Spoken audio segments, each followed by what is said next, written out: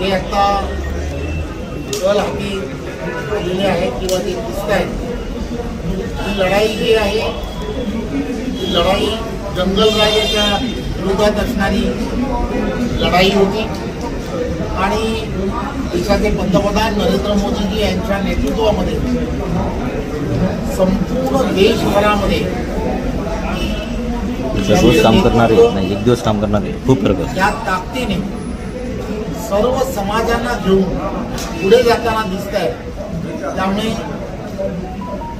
नितीश कुमारजी असतील, नरेंद्र मोदीजी असतील, सर्व मंडळी यांनी केलेलं काम आणि त्या कामामुळेच खरं तर त्या ठिकाणी भारतीय जनता पार्टी आणि एनडीएला एक फार मोठ्या प्रमाणामध्ये त्या ठिकाणी यश येताना दिसत आहे.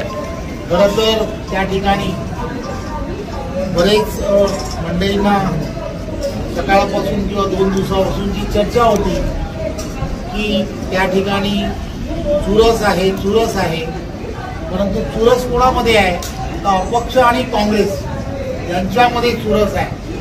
काँग्रेस त्या ठिकाणी अपक्षांबरोबर स्पर्धा करत आहे.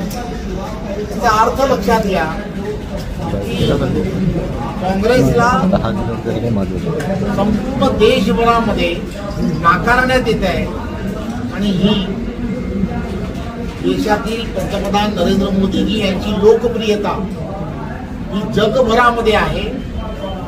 त्याचप्रमाणे बिहारमध्ये सुद्धा ही पुन्हा एकदा सिद्ध झाली असं मला वाटतं. प्रत्येक निवडणुकीमध्ये फेक नेरेटिव्ह तयार करावेत अशी एक पद्धत निवडणुकीमध्ये किंवा निवडणुकीच्या अगोदर सुरू होते. त्याचाच एक भाग म्हणून वोट चोरी हा विषय हा त्यांनी सुरू केला होता. परंतु बिहारमध्ये आपण पाहिलं असेल की SIRच्या माध्यमातून त्या ठिकाणी अनेक गोष्टीची स्पष्टताही आली. त्यामुळे खरं तर राहुल गांधीजी हे ज्या पद्धतीने प्रत्येक विषय मांडण्याचा प्रयत्न करतात ते विषय हे किती उदार असतात हे पुन्हा एकदा देशाच्या जनतेने सिद्ध केले असं मला वाटतं. तेजस्वी यादव घेतली पाहिजे. पंतप्रधान नरेंद्र मोदीजींची जादू ही पुन्हा एकदा बिहारमध्ये जी पाहायला मिळते. त्यामुळे ही बिहारमध्ये पंतप्रधान नरेंद्र मोदीजींची जादू जी आहे ती फक्त बिहारमध्येच नाही तर संपूर्ण देशभरामध्ये ही आहे आणि देशभरामध्ये जशी आहे तशी जगभरामध्ये येणाऱ्या काळात राहणार यात काही शंका नाही.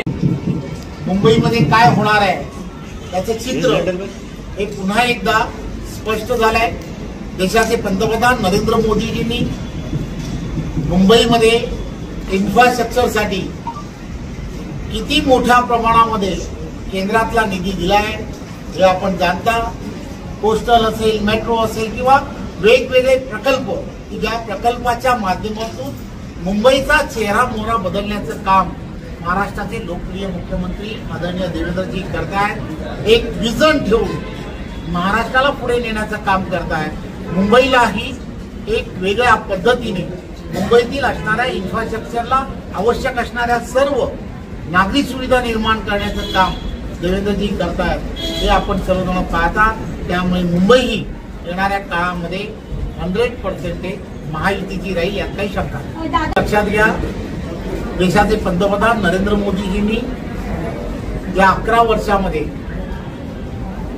संपूर्ण देशभरामध्ये जे काम उभं केलंय, शेतकरी असेल, कष्टकरी असेल, प्रत्येक क्षेत्र आणि प्रत्येक घटकाला न्याय देण्याचं काम हे पंतप्रधान नरेंद्र मोदीजींच्या नेतृत्वात हे केलं गेलेलं आहे.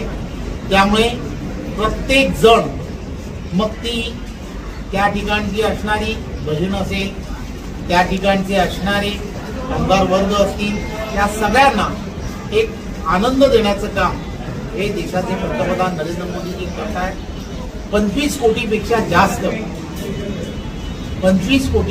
जास्त कुटुंबांना दारिद्र्य रेषेच्या बाहेर काढण्याचं काम हे पंतप्रधान नरेंद्र मोदीजींच्या नेतृत्वातल्या सरकारने केलं आहे. हे खरं तर एवढं मोठं काम हे या एनडीएच्या सरकारने केलं आहे. तर यामुळे या विजयाला खरं तर बिहारसारख्या राज्यामध्ये मिळालेला हा कल जो आहे एनडीएला, त्यामुळे ते असं मला वाटतं. टाइम्स डिजिटलला लाईक करा, शेअर करा, सबस्क्राईब करा आणि बेल आयकॉन दाबायला विसरू नका. Times digital.